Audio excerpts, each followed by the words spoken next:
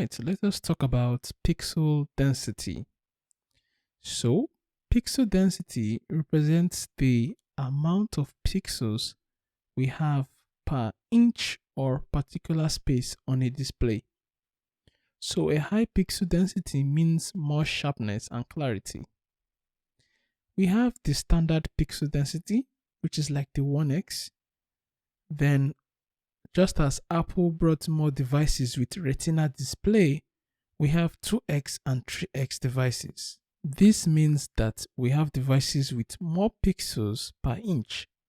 So we have more pixels to represent our images, thereby giving us a sharp image.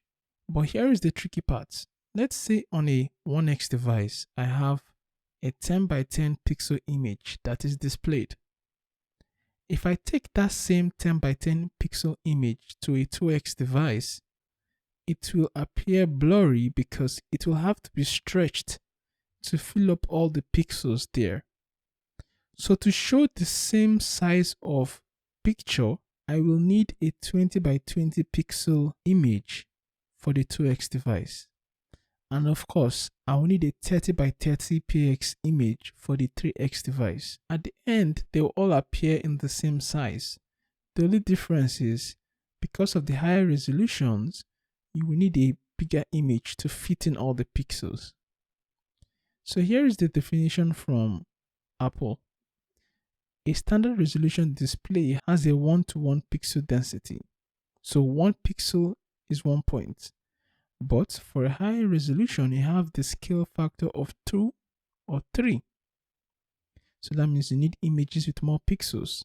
Now, we have devices and their scale factors. So you have some with 2x and you have some with 3x.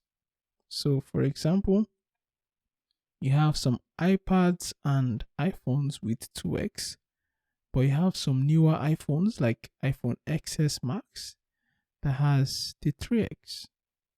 So these are things you take into consideration.